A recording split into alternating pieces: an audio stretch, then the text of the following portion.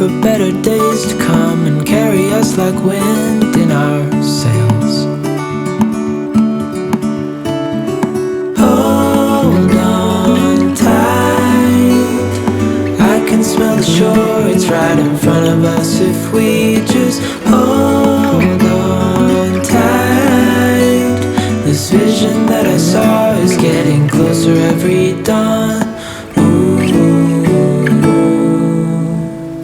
We are dreamers of the shore.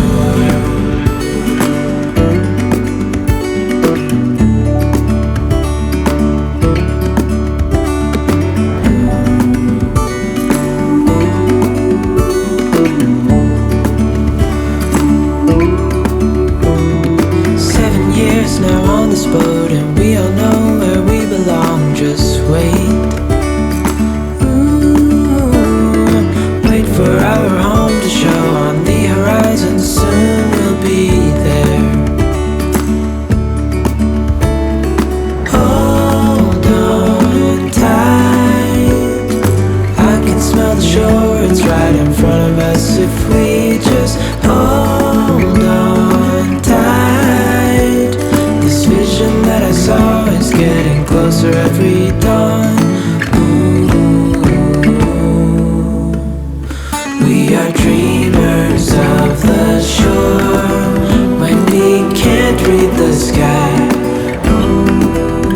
We just sail with the wind that we've got, and when we're drowning in doubt, just keep on believing.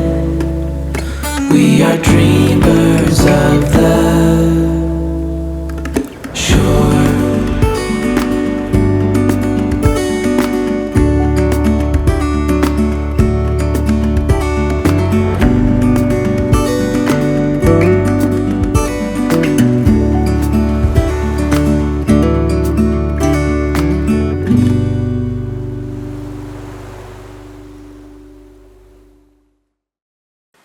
Thanks, Ruben. Ruben is here helping me today, doing my 5th podcast. Here he is. Say hi, Ruben. I'm back. Hi. It's great to have him back. So, welcome everybody to my 5th knitting podcast. Fraoch Knits is the name of the podcast, and my name is Anya, and I'm a knitter living and knitting in the west of Ireland. And you're all very welcome here. It's great to have you. It's so nice to be doing this. I just love sharing my knitting. Most of my content is knitting content. I love sharing my knitting with you all. And thank you to anybody who's left comments or liked my podcast, my previous videos, or who's subscribed. And welcome as well to anybody who is seeing this for the first time. So, my content is knitting mainly, but also I do a little bit about Celtic traditions, and particularly associated with the seasons or with plants and trees. And this podcast I'm actually going to be looking at the Celtic festival of Samhain, which is coming up on the 31st of October, not too far away now. And I'll be talking a little bit about the apple and apple trees. So that's what's the fruit that's most associated with the festival of Samhain. I'm going to really keep most of that content to the end of the video, and I'm going to talk straight away about the knitting. And I'm going to follow the usual format of finished objects, works in progress, and acquisitions, even though there's very few of those. And also just to let you know that I'm filming this today on my a camera that I have owned for a few years now, and I use it for my work. It's a really nice camera, but I've never really used it I've never really used it for filming or for making videos. So it's taken me a little bit to figure that out, so bear with me today. I might be doing some stopping and starting because I think I've heard that it's only going to do a certain number of minutes before cutting off, so I might actually just have to stop and start it again.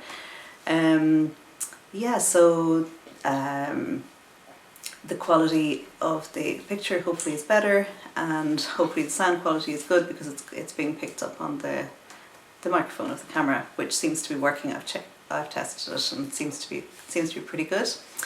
In future I'm actually going to get a piece of equipment that will allow me to use the camera as a webcam, so then I can actually see myself. So today I'm doing this without being able to see myself, which is a bit weird. It's not as easy as being able to make sure that everything is in frame.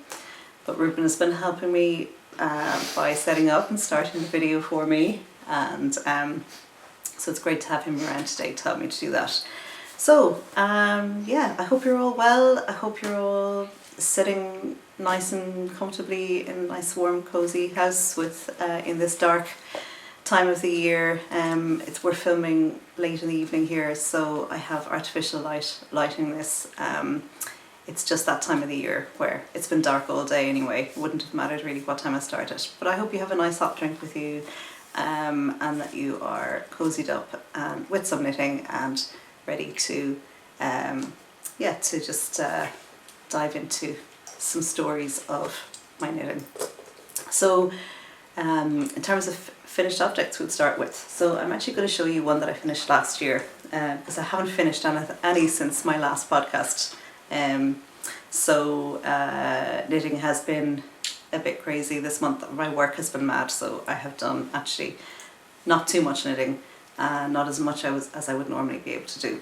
So this is a jumper designed by the Japanese designer, I think, Junko Okamoto, and it's called the Twigs Sweater. I actually was wearing this earlier, but it's too warm to wear it. It's a really tightly knit. It's a high gauge sport weight, a tight gauge sport weight sweater, so it's really toasty and warm, and it's got a really high collar. So I was in a bit of a sweat earlier on when I was setting up the video, and I thought I can't wear that, it's too warm. So I'm wearing my lovely one you've seen before in my previous podcasts. This is my Nordiska by Caitlin Hunter with the lovely V-neck.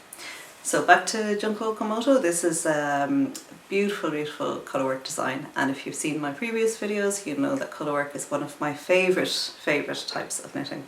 I really just keep going back to it. I absolutely adore it. And another thing, the yarn that I've used here is also one of my favourite yarns. It's Ullcentrum, so it's a Swedish woolly wool. It's a really rustic wool, and it is a sport weight. So this is a sport weight but knit at a really, as I said, a really tight gauge. I think it's something like 40 stitches per 10 centimetres or 4 inches. And I was using a 2.25mm needle, so I've knit a whole jumper on 2.25, and it got so tight at one stage that I actually bent my needle, so that'll tell you what I was dealing with. So anyway, I adore it. It's got these beautiful sleeves that are sort of a long cuff in 3x3 rib, and then the sleeves themselves balloon out a little bit. And you've got a lovely high neck. The neck I keep meaning to rip back and re-knit because I knitted on too big a needle. It was, I can't remember what decision I made, but I was on too high a needle here, so it's a little bit floppy. It should be a little bit tighter. But it's a stunning design, and Junko Okamoto is an absolute master at designing colour work, but also at writing patterns that are really easy to follow. So her colour work charts are just huge and really easy to read. Her instructions are so clear, and she has pages. There are many pages in her patterns, like pages and pages, but that suits me. I know some people don't like it because printing isn't great for printing out, but I have to say I really loved it. So I love her pattern. Yeah, so that's Junko Okamoto, and I keep meaning to. I think there are 4 or 5 other patterns by her that I'd love to try, but there's so much that I want to knit, as you can probably identify with that feeling of having too many things you want to knit and not enough time to knit them. So that's certainly the case. So there are actually 3 colours in this sweater. There's a grey, a white and a brown. and that gives a really subtle sort of interest to the colour work as well. It's not flat, it's really lively, and I think that's because of the fact that she has these highlights of white in amongst the grey. It's very, very subtle. Absolutely beautiful colour work. So that's the Twigs Sweater by Junko Okamoto, and I highly recommend the pattern. Yeah, so on to works in progress. So the most, I suppose, the work in progress that's taken up most of my time this month has been the MKAL by Stephen West, the shawl mystery knit along that half the world seems to be doing, and I wasn't going to do it because I really have very little interest in wearing shawls. I mean, as you can see, I have one of my previous colourwork shawls here behind me. These tend to live on the couches. I don't actually wear them. I love colourwork, and I know his shawls are not, they don't involve colourwork very often, but they are really bright and colourful, and I do like some of them. I like some of his designs, not all of them, but some of them. So I suppose I was interested enough in his work and his patterns to actually give this a go, but I sort of decided at the last minute. So I literally went through my stash of yarn about a week ago, sorry, a week before the thing started. So it started on the 6th of October, which is now actually, how many weeks ago is that? It's nearly 2.5 weeks ago. About a week before that I decided, okay, I'll do it. I'd seen a lot on social media about it. I mean, it's very well known. And I decided, yeah, I'm going to give it a go this year. And a good friend of mine in the States, Therese, hi Therese if you're watching, Therese I knew had done it last year, and I thought maybe she's doing it this year. So she is, and it's been really great fun to swap images of photographs of what we're doing, and yeah, swap opinions, I suppose, about the whole thing. The other thing about the MKAL that I didn't realise is that Stephen is an absolute master at teaching, so his videos are just fantastic, supporting you the whole way through the pattern. So I'm going to show you my, oh yeah, by the way, I should actually say this is a big spoiler alert here, because in case anybody doesn't want to see this, they should look away now, and I will put the timestamp for when I stop talking about it, so that you can come back in and watch the rest of the video if you want to. So yeah, this is my version of the shawl so far. As you can see, I am halfway through, or 3/4 of the way through the second clue. So I finished the, what's this called, the cable work on one side, but haven't started it on the other side. But I've done the raise and I've done the middle section, and I know what happens in clue 3. At least I know what we have to do, but I don't know where the shawl is going still, as everybody will tell you. It's still a mystery, which is actually great fun. I mean, in a way I was a bit frustrated when clue 3 came through, because I thought, oh, this is going to reveal where we're going with this. But it didn't really. Like, he's really stringing this one out. He's really keeping us all in suspense. But that is actually part of the fun. I mean, it really is great fun. I have to say, every Thursday I've been just so excited to see what's going to happen next. People were going a bit crazy about the first clue. It took a long time to knit, and to be honest, I wasn't completely mad about the design of it, but I do love the part that it's starting to play in the overall context of the shawl as it emerges as a sort of a highlight section. I think it's really intense, that middle bit with the with these braids. I just think it's really over the top.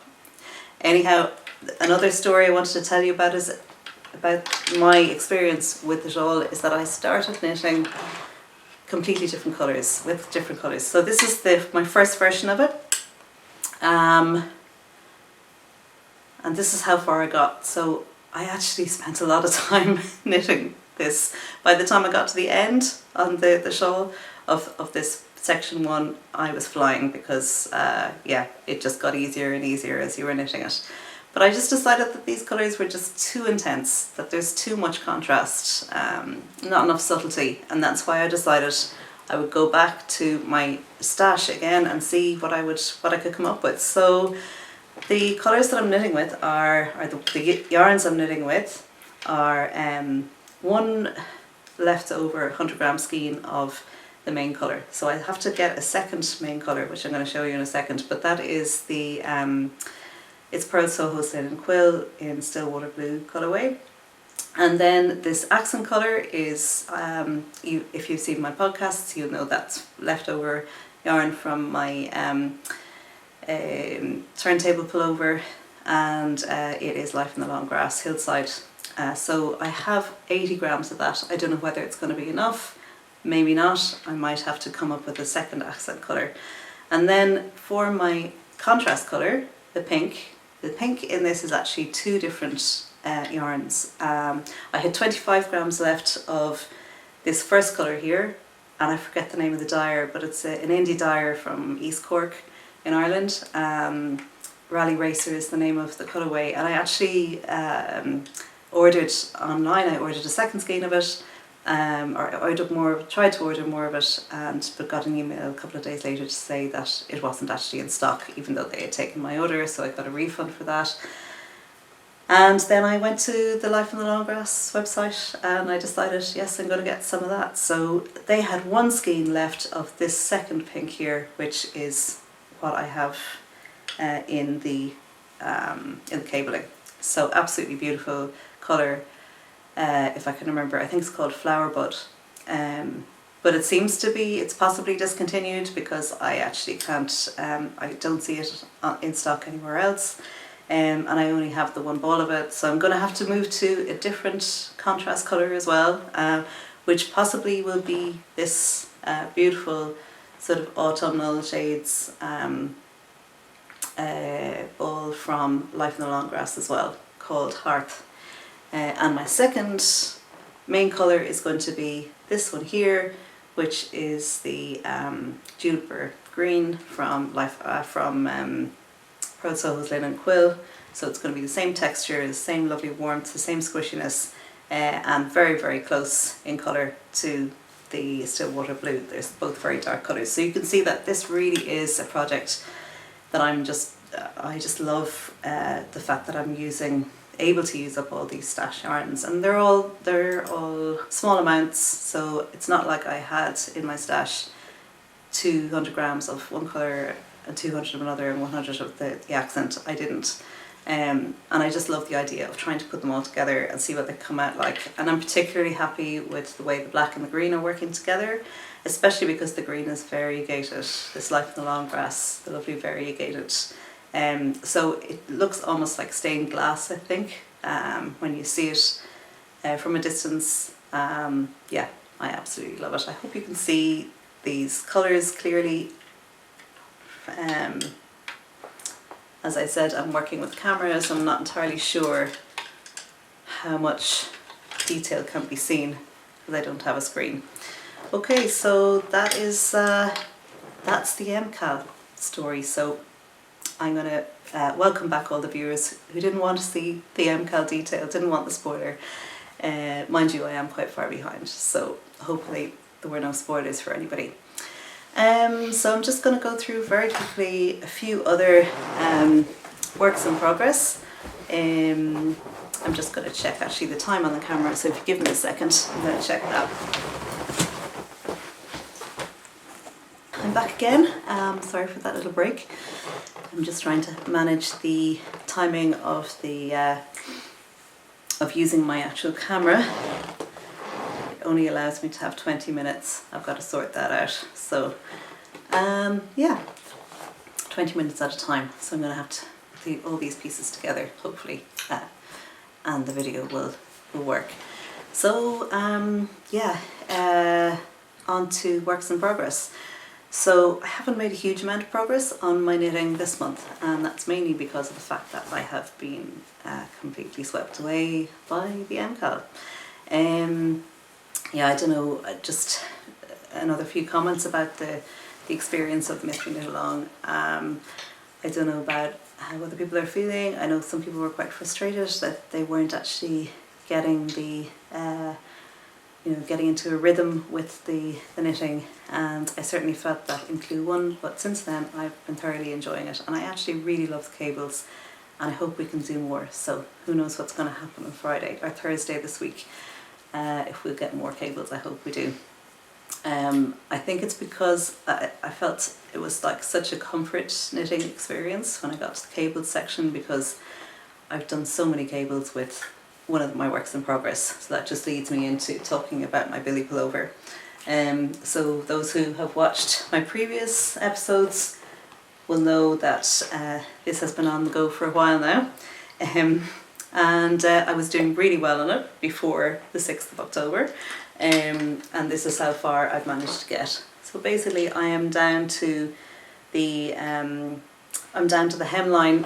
At least I think I'm down to the hemline. I decided not to go ahead with knitting to the hem until I actually see how far, or at least until I have knit the sleeves, and then try it on again and decide where I'm going to bring the hem to, because it's quite a sort of a cropped design.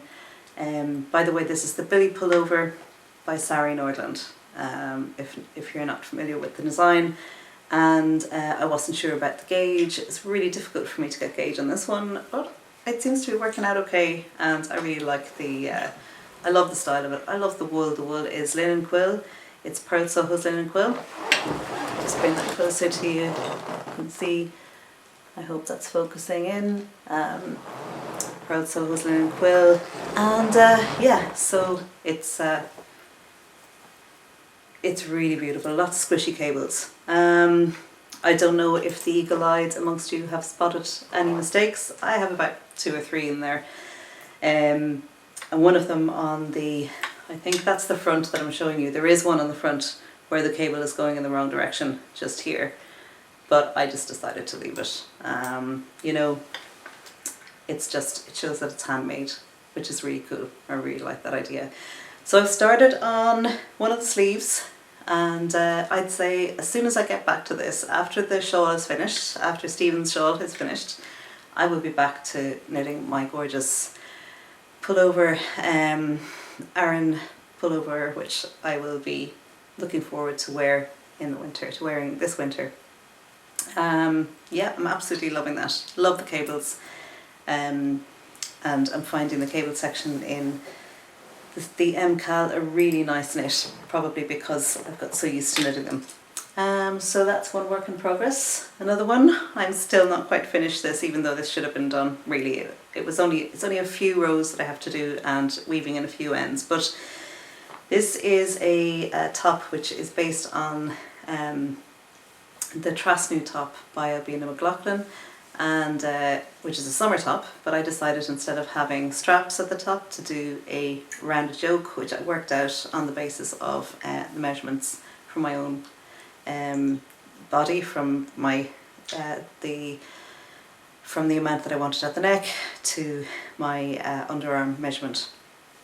And so since you last saw this, I've just finished one of the short sleeves. So I decided to go with short sleeves rather than having the long sleeve version, or a long sleeve version, and that's what I'm doing. And I still haven't done the second sleeve, even though that wouldn't take me very long. So this is definitely almost finished. The wool for this, the yarns for this, they are Life in the Long Grass Sport Weight. 2 of them are the red is Barn and the is Barn colourway, and the grey is the Storm colourway. And I actually have a good bit of the Storm left over, and that's what I was using in my first version of the Stephen West shawl. And it is a sport weight, so I was sort of trying to adapt that to the shawl pattern by using a smaller needle size, but it just was, the colours were too stark. That with the linen quill of Pink Flamingo, they were the colours I was using, and they were just too much. So yeah, so this is where I'm at. I'm going to absolutely love this top. It looks really nice on. It's really lightweight. I just think the colours are stunning. The gold colour is Maple Syrup colourway by Vivacious 4-ply, Fibre Space Vivacious 4-ply. Stunning variegated wool. I think I'm really just loving variegated yarns these days. I'm finding that, especially if you mix them with semi-solids in the way that this is done, they just work really well. There's a really subtle, lively character to them that just lifts, and lifts a garment, and this is just looks like gold to me, and the grey looks like silver, you know, and the red is full of life as well. So yeah, really love this top. hopefully I'll be able to wear it one of these days.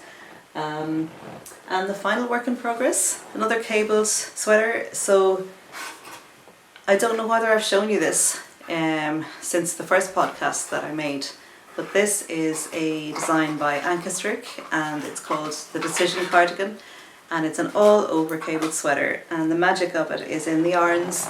So the yarns are this beautiful Ulysse by Dererm Natura. It's a sport weight yarn in the colourway, I forget now what this is called, Arable is the colourway, excuse my French, I'm not very good at the pronunciation. And then this is a beautiful Japanese Ito Sensai silk mohair, and the two of these are held together, so you get this absolutely, and do you know what, this is the time of the year I really should be knitting this, because these colours are everywhere at the moment here. It's just the autumn colours are fabulous around where I'm living at the moment. And yeah, so this is the Decision Cardigan. So it's really simple cables, and it's also got these beautiful panels on the sides under the arms of 1x1 rib, and there'll be a 1x1 rib collar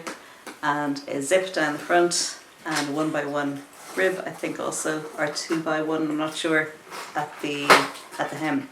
So just a stunning, really simple pattern. I love Ankastrick's patterns. They're just really straightforward, really simple, really lovely. Yeah, so that's my works in progress. So just in terms of acquisitions, the only things that I have bought this time round, oops, stuff is going all over the place. The only things that I bought since I was last talking to you are the extra yarn that I needed for the shawl. So this one is the, let's see if you can see that, this is the, oh, what's it called again? Life of the Long Grass, Flowerbud, and this is Life of the Long Grass, Hearth. So I got 2 skeins of the Hearth, so that's one of them still in the skein, and that's the other one which I've caked up. This was actually a darker, but there's more sort of orange and gold. I mean, the name Hearth is fantastic because it's really like fire. It's like flames, or it's really golden. I just adore this colour, really stunning. So they were the 3 skeins of yarn that I've bought since the last time, and as you can see from my wool wall behind me, or my yarn wall, which Ruben helped me, inspired me to set up, you can see that I have plenty. I really shouldn't be buying any more, and so this is a really good way for me to see what I've got and to keep an eye on, yeah, what I can be using in my next projects.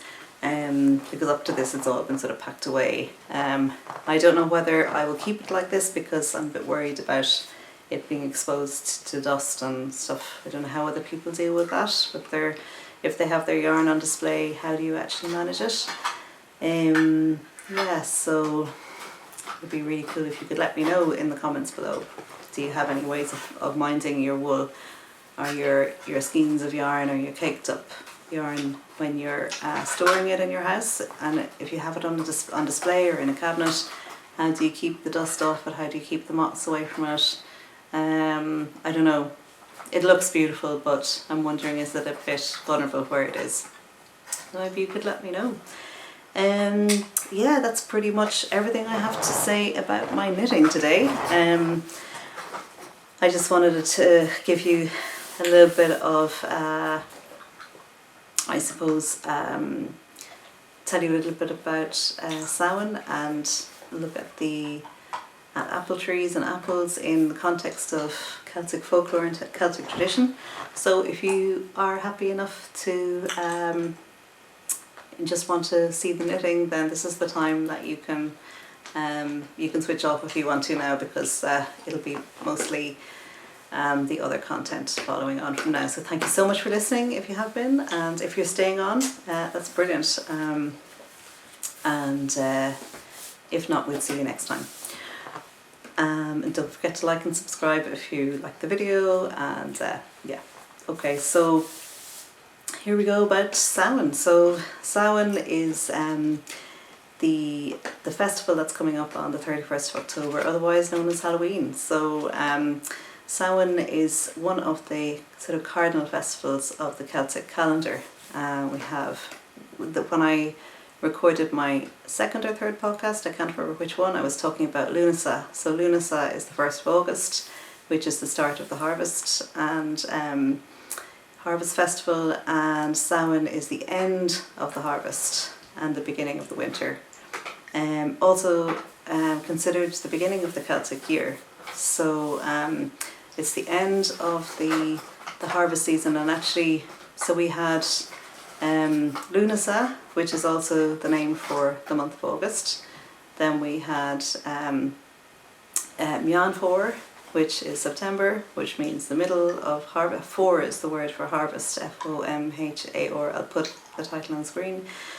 So harvest, middle of the harvest is September, and October, the month we're in at the moment, is also known as Dara For, and Dara just means the end, so the end of the harvest. And we're moving into Samhain, and the origin of the word Samhain is disputed. Some scholars have linked it to the words sum, I think, or sam, which means summer, and fun, which is end, so the end of summer. So it could be the end of the summer festival also. So we are into Dara and moving into November, which in Irish is also the word Samhain. So the word for November is Samhain. So for a lot of the months of the year in the Irish language, the words relate directly to the seasons. Not always. Sometimes they're sort of very closely related to the sort of Latin origins of January, February, March. They're all sort of the same. So this is the beginning of the Celtic New Year, and I just love this notion that that traditionally in ancient Irish tradition, ancient Celtic tradition, that the year began at a time when it was darkest. And I just think we have so much to learn from that in terms of its significance for how we live our lives, that such emphasis is placed on the period of darkness and the period of rest. So much emphasis is placed on it that it's at the very beginning. It's the beginning of everything. So that in order for us to be able to have the energy to do anything, we need first to have a really good night's sleep. We need first to rest. And that all imagination and creativity comes out of rest, and that we can't be creative beings and we can't have energy if we aren't rested and we haven't had our dark period, our period of hibernation.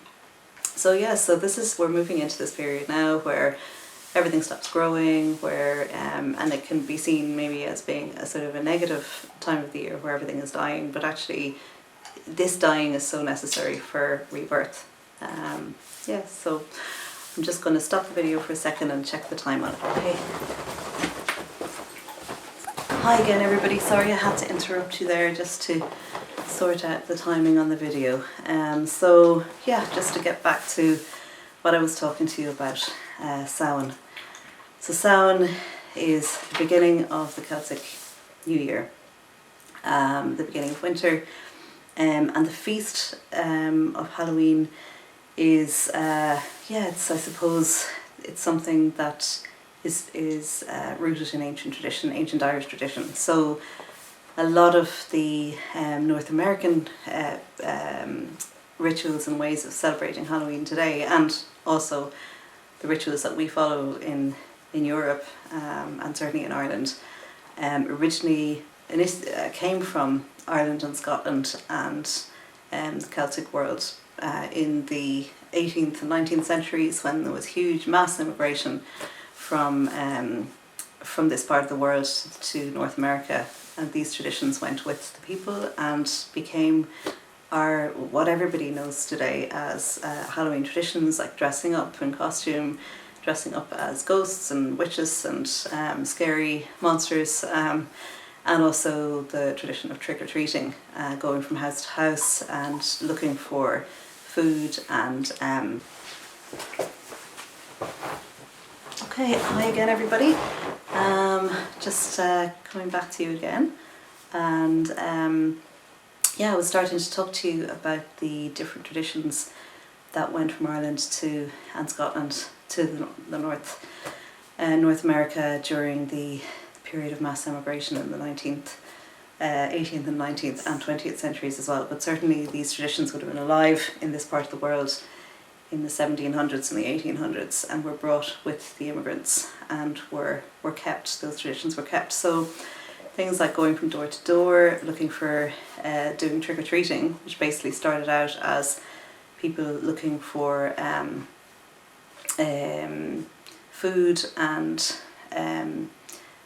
wood for bonfires, and they would have brought with them, they would have lit their way with lanterns that were carved from turnips, and these lanterns were what were to become the tradition of pumpkin carving, where ghoulish faces were carved into the turnip, and yeah, and a candle put inside them to act as a lantern. They became known as jack-o'-lanterns in Britain, but that's certainly not an Irish name, or it's not something I've ever heard them called here.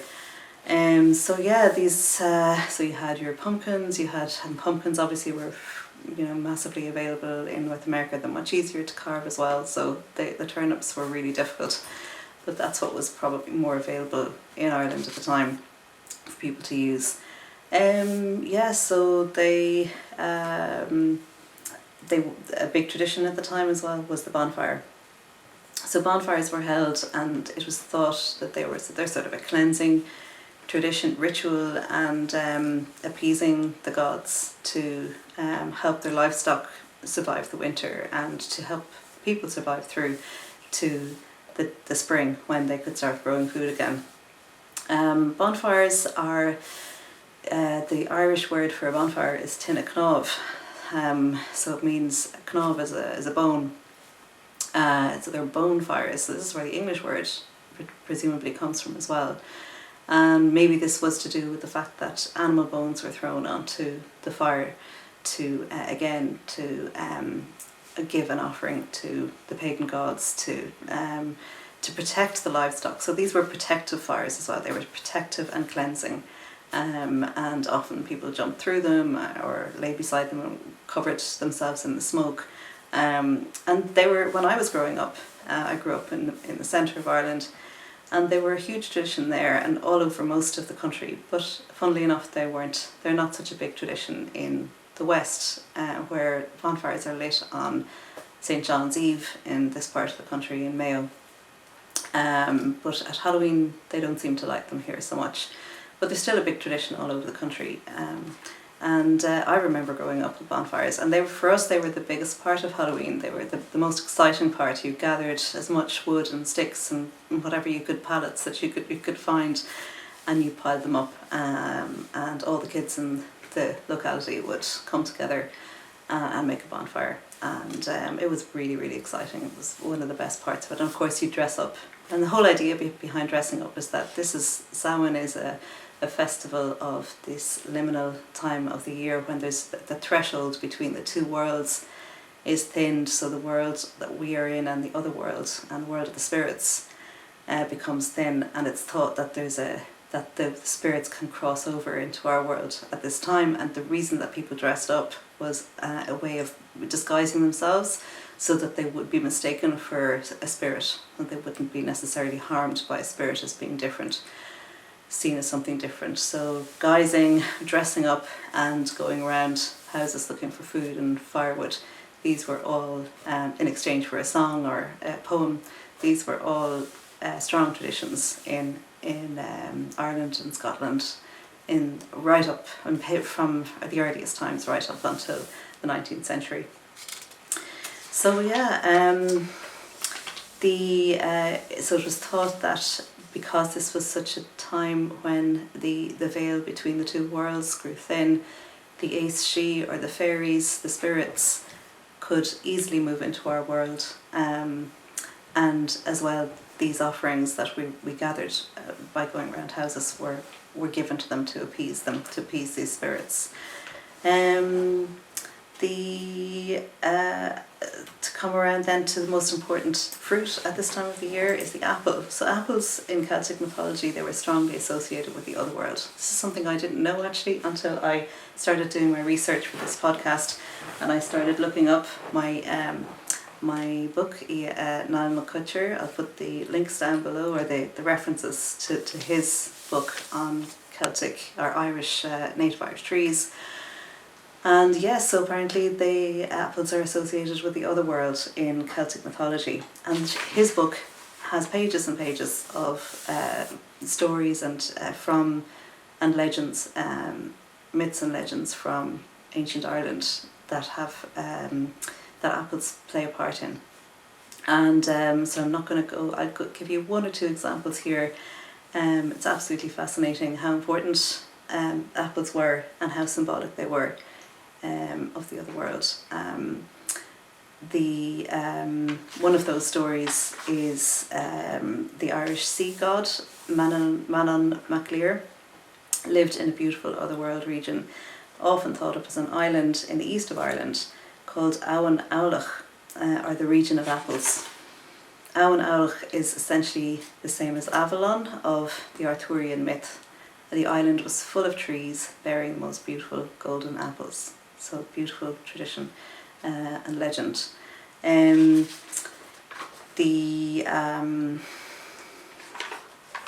of course the most common game at Halloween that I remember growing up with as well is apple bobbing. And of course apples are abundant this time of the year. This is when they start falling off the trees.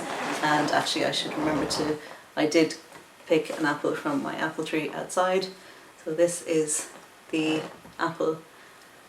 Everybody knows what an apple looks like, but I just thought it looked so beautiful, taken from the tree, and it's with the rain still on this apple here from being outside, and the beautiful branch, which is that sort of very dark brown and speckled with white. But it's just absolutely stunning. I'm not sure if my camera is actually focusing on that, but beautiful piece of fruit. And these are abundant at this time of the year in lots of countries, but certainly here in Ireland. And apple bobbing was a game that lots of people played, where you throw apples into a basin of water and everybody has to try and dip their head in and see how many they can get. And another way is having an apple hanging on a piece of string, and you have to try and take a bite out of it without using your hands. So apples were everywhere.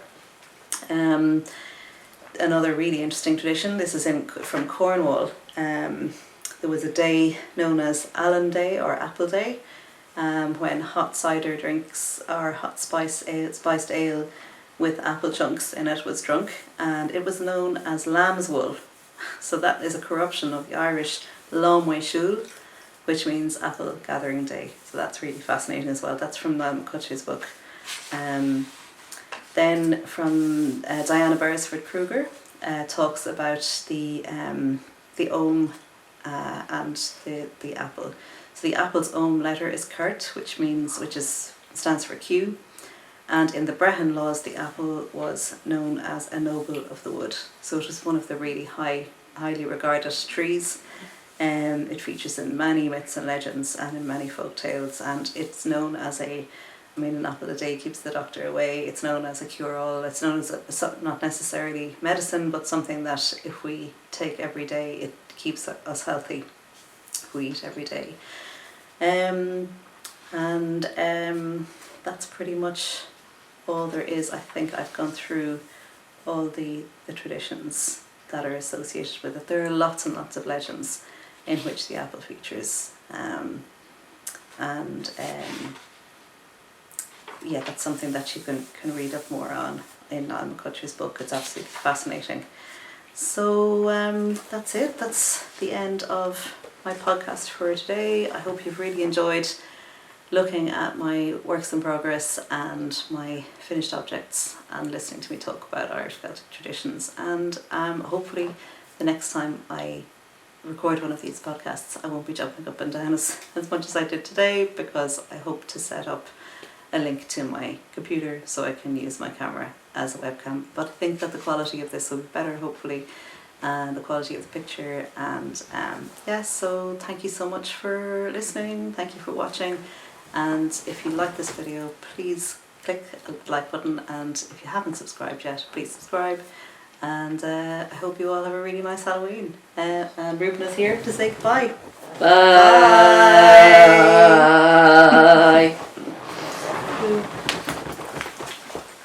It's the end of the podcast already.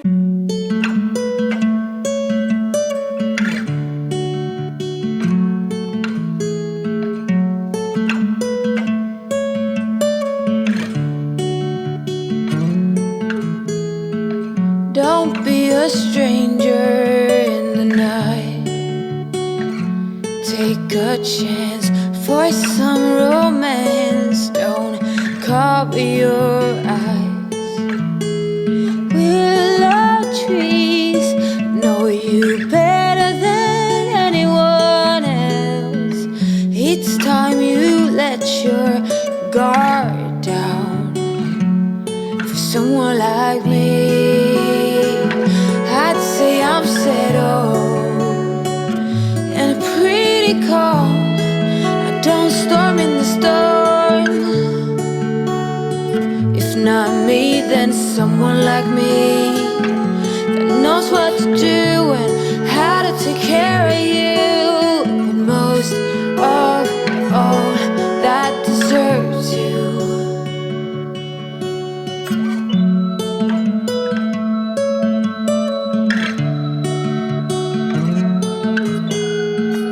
The sweetest red cheese I'd ever seen. You stand beside me in every dream. Angel goddess, you cover them all.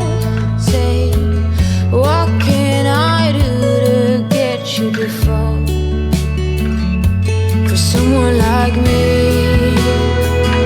I'd say I'm settled and I'm pretty calm. I don't storm in the storm.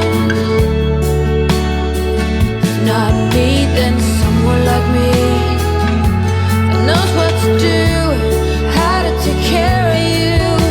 But most of all, that deserves you. It's most of all that deserves you. It's crucial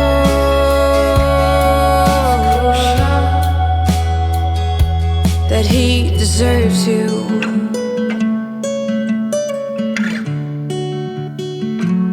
That he deserves you.